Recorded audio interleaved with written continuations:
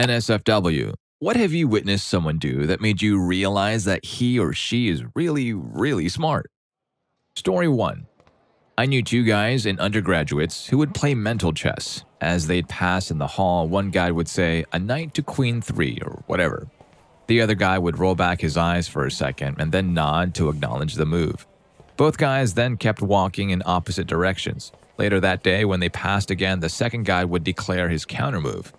A game could last days, and they never forgot where any of the pieces were. Each had a mental image of the board. Sure, they might have been faking, but these guys were always first and second on the dean's honor list for all 4 years of my undergraduate.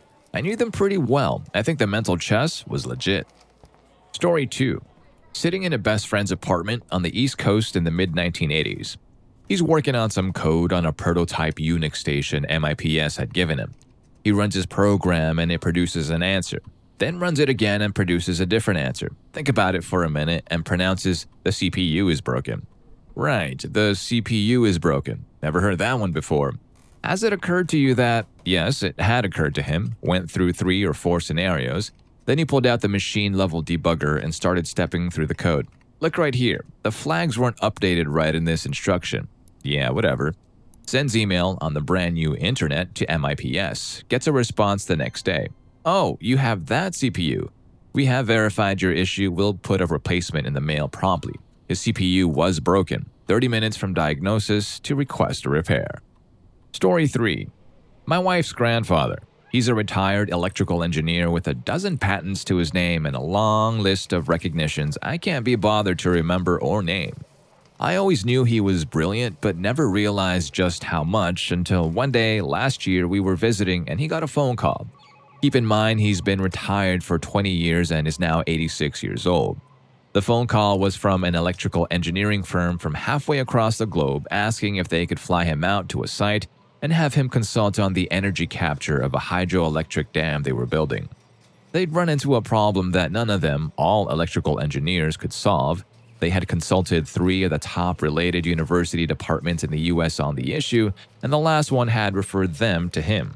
20 minutes on the phone, and he agreed to think about it.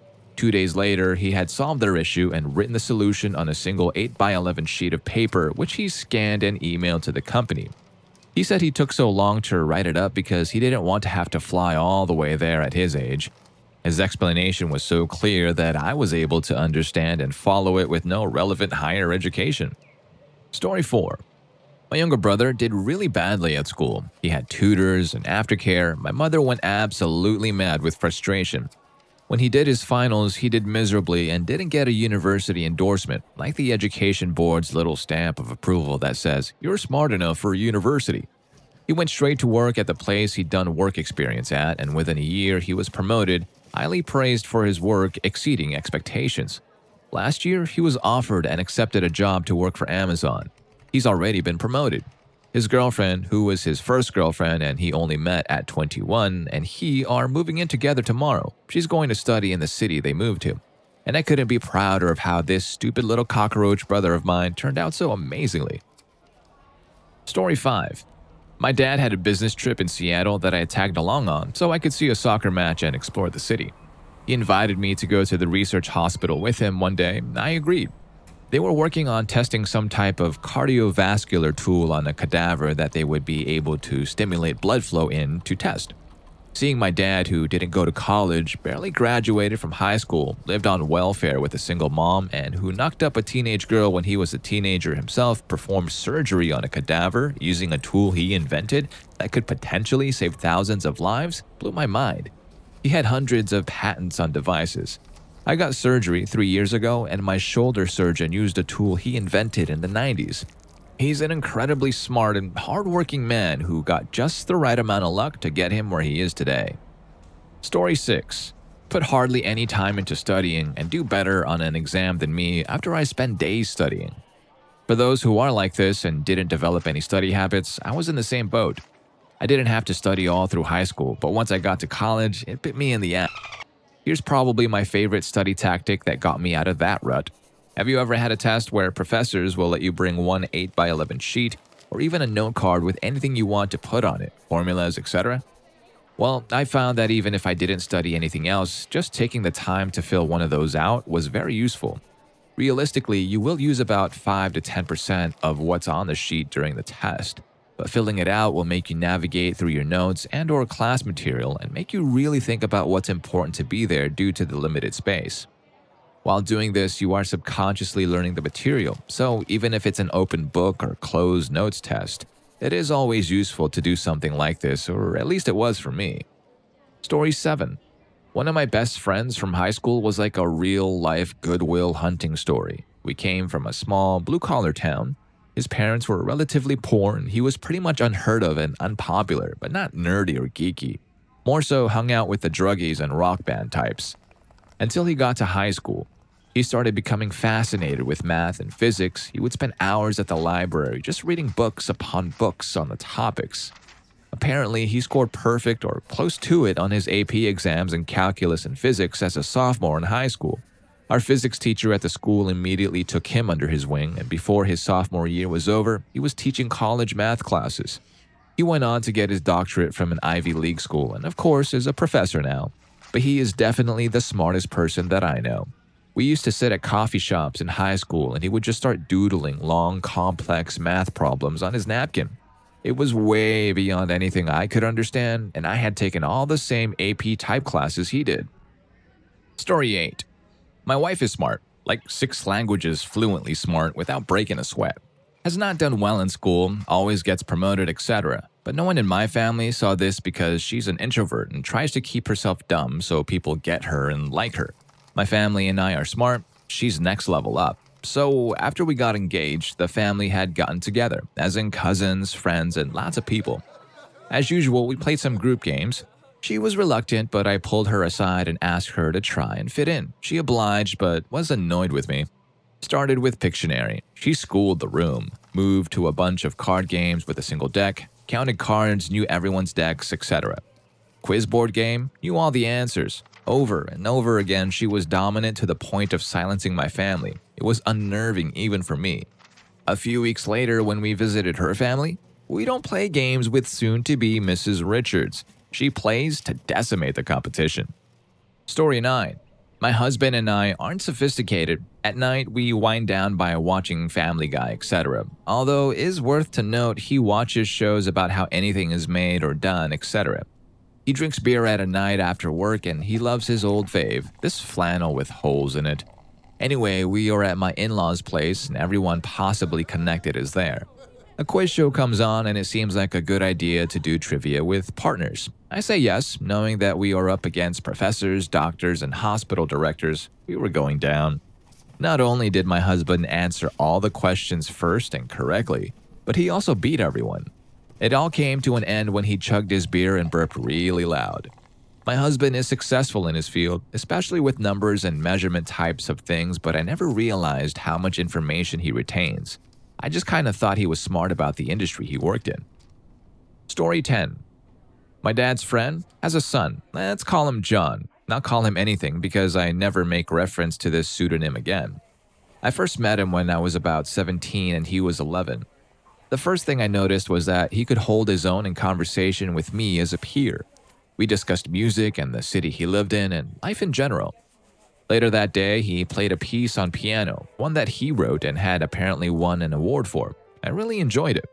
Years later, I saw his plans on paper for a complex turn-based RPG-type game. Each action was mapped to a different result on another page. It was like a choose-your-own-adventure novel or visual code. Tough to describe, but pretty fascinating. I always got this sense of very deep intelligence when I was around him, but also that his mind worked very, very different than most people's. When I last spoke to him, I think he was around 17 or 18. He was starting to get into drugs. He hadn't done well in high school and was thinking about getting certified to drive a forklift. Since then, he's been struggling with mental illness of some sort. He violently attacked a family member and was kicked out of his house. I feel like he might be one of the brightest people I know, like on par with friends who are pursuing PhDs. But I wonder if his potential will ever be realized. And then I wonder if realizing one's potential is really the right goal. Maybe he would just be happy with a stress-free life driving a forklift. I can understand the appeal, the desire to let go of the crushing weight of expectations people have put on you or you have put on yourself. I hope he's happy with however his life turns out. Story 11. This will probably be buried, but here it goes. My older brother is severely mentally disabled. He only knows a few words, never forms full sentences, and lives in a group home with full-time care at 25. When he was younger, about 15 years old, he was going to a special school in a city about 4 hours away from home. We would pick him up and bring him home for the holidays and some weekends, usually about once every 2 to 3 months. Once, when we were driving him home after having picked him up for Christmas, I was in the back seat and he was in the passenger seat. My mom was driving. My mom and I were talking about something, can't really remember what, but all of a sudden my brother starts cracking up and yelling, "Mom!" for no apparent reason. This wasn't really out of the ordinary, so we kind of ignored it and kept talking. He kept laughing out loud for the next 5 minutes or so. After those 5 minutes, my mom finally realized she had missed the exit off the highway to get to our house.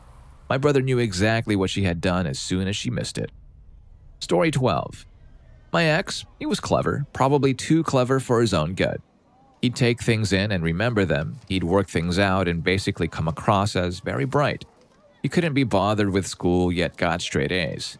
We both worked at a theme park and he was able to work out the systems and algorithms of the rides by just watching them.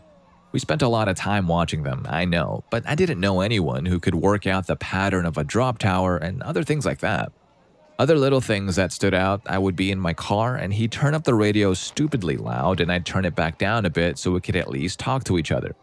He pointed out that I always settled for having the dial on number 14. I never looked at it, I just always landed on it. Sometimes he'd be telling me something he'd noticed me do in a social situation and give a reason as to why I'd done it. When he told me, I'd realize that I had actually done that and for the exact reason he'd given. The shame was, he got bored with things. He got bored with me and just ended it like a flick of a switch. People who are pretty clever have a social downfall quite a lot of the time, and it was his complete lack of ability to be empathetic, and that shined through sometimes. He probably did have a mild form of autism or Asperger's, but I only noticed that in hindsight. I've thought of a few other things. I used to play Led Zeppelin in my car a lot. I f***ing love them. And one day when I put on Immigrant Song, he managed to ad-lib a whole new first verse about him not wanting to listen to it and that I should put on the radio instead, and it was spot on. He had a very quick sense of humor. A lot of people who aren't as clever do. I think I'm fairly quick, but most of the time I come across as quite cutting rather than funny. But sometimes he could just say one word on the end of a sentence or comment on something that would happen, and it would be hilarious and perfect for the situation. Obviously, they all played well, but I've seen him play people, me included.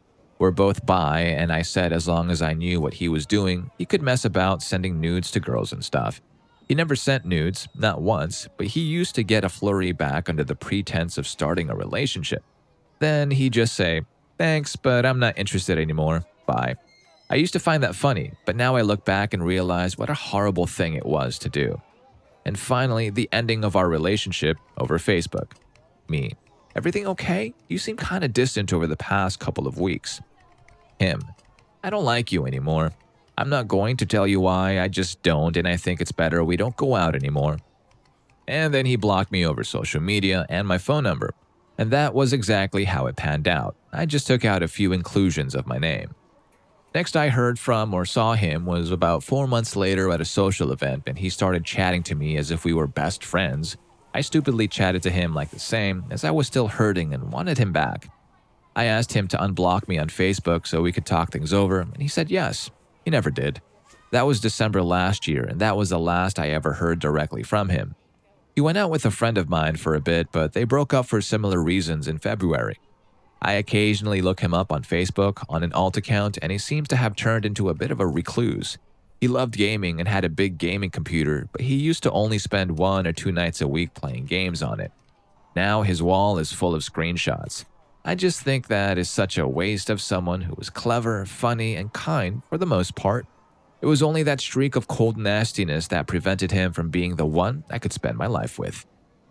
Story 13. Growing up, your dad is always that nut. At least mine was. Always thought of him as a joker who liked to invent stuff around the house. Long story short, when I was around 12, he made a basic hydrogen engine. He was on track to making it practical for his van and was so stoked, claiming he would get up to 4 to 5 more miles to the gallon. He was able to make a small hydrogen cell and housing for it and set it in his van. It was so complicated, I can't even explain it properly. He got about 3 to 4 more miles to the gallon, so his prediction was pretty close. He was then struck on how to get more out of it, make it cheaper, and maybe pitch his idea to get it on the markets. One day, he was Googling new ideas and came across an Aussie university that basically did the same thing before him. I don't know the details, but it crushed him. He stopped working on it, kind of stopped making stuff. A few years ago, I was home visiting and was walking through his workshop and found the cell tucked away all dusty. It dawned on me then that I will never come close to being as smart and intuitive as my father. I told him before I left, too. My old man cried and I cried. It was great. Story 14. Finally, something I can contribute to. So back in college, I had 3 roommates, an engineering major, a pre-med, and a pharmacy major. Let's call him Ray. Ray met his girlfriend freshman year and they dated throughout undergrad and PharmD school. Our school had an intense pharmacy program and we see students working and studying their ass off. Ray's girlfriend always set up these study groups and invite Ray, but Ray never attended and would lie to his girlfriend that he was studying on his own. The roommates and I knew what was up. Ray was always in his room playing video games, watching TV, and movies. The guy never talked about class, but he attended every session in lab. Every midterm he took, he aced, and that really pissed off his girlfriend and pharmacy friends. The crowning moment that I knew this guy was a genius happened during my sophomore year spring finals. I was up late studying, and Ray was on his computer playing Counter-Strike. He suddenly got up, went to his closet, pulled out one of his textbooks, took off the shrink wrap, looked at a page, put the book back in his closet, and resumed playing Counter-Strike. I was like, dude, what the f? He said he had a final in the morning and forgot a compound formula and had to look it up. I lived with this guy for another 2 years and he never studied and textbooks were still shrink wrapped up. Story 15. My mom stays rational when the media hype stuff. I remember the swine flu hysteria in around, 2008? And she would explain to me how the flu can be dangerous only for some people and not everyone, and that the swine flu is only hyped because it's a new strain that few people are resistant to, which turned out to be pretty accurate. But what impressed me the most was that she called out the nasty side effects of the swine flu vaccine. Not what they would be, but she said it wasn't necessary unless you belonged in a vulnerable group and that the vaccine couldn't possibly be safe when it is rushed out like that. It made me trust her judgment a lot. Another time, around the same time actually, I saw a documentary about autism and savants. On nothing but a hunch, I went over to the blind kid in school who I knew and he liked me and asked him to tell me the first weekday of October of 1974. Took him half a second to respond with, Tuesday. I confirmed it on my phone. He's not a savant, but he is ridiculous at math. I drilled him on it as long as he thought it was fun. I even showed him off to other people. He liked it. He didn't know how impressive it was to us, but he enjoyed the recognition. Story 16. A friend and I had been drinking out over Christmas, and being the final evening to get festively inebriated before Santa arrived, the town was abnormally busy, resulting in the two of us being completely unable to hail or book a taxi home when the bars finally shut. As we had each consumed a skinful of assorted liquors, we were both pretty famished and discussed food.